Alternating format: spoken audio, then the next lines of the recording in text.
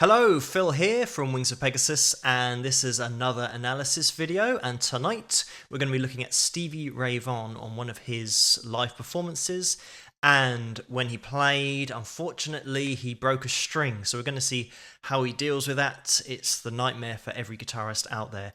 But let's have a little look at the video. We're going to join it just before his solo. The keyboard player has just done a face melting keyboard solo. So now Stevie comes in and here's his solo.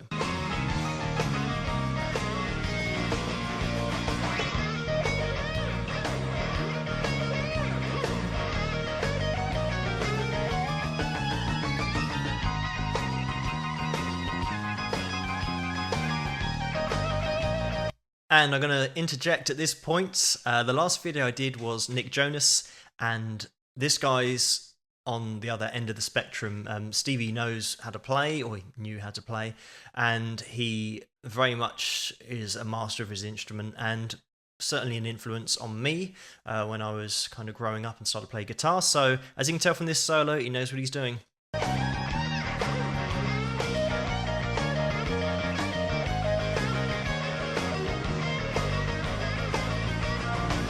And so far, all sounds fine. Not aware of any broken string or anything. And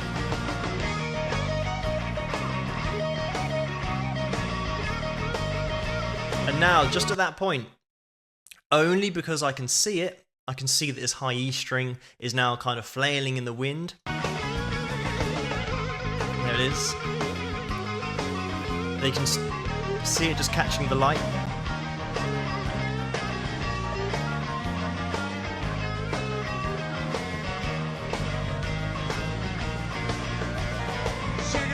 Now he just has a little look over to his guitar tech at the side of the stage, and all of that playing was done without that high E string. So if you weren't watching it, you would not be able to tell that he's broken a string.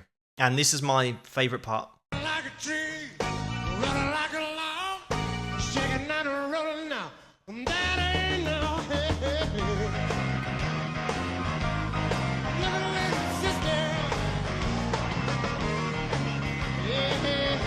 And he's back, and if that isn't a perfect switch over of guitar, then I don't know what is. It's so professionally done that, as I said, if you weren't watching, you wouldn't be able to tell that he's actually broken a string and has had to change his whole guitar.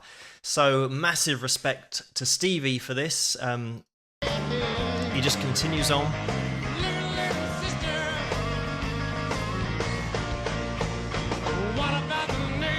And never missed a beat. And I mean, this is kind of the old generation of players, especially guys that were at the top of their game. They're so professional that they've got every eventuality worked out. Like, if I am going to break a string, then I've got another guitar tech that I trust is going to come on. And the most important thing is he doesn't look like, when he's playing, that there's any issues.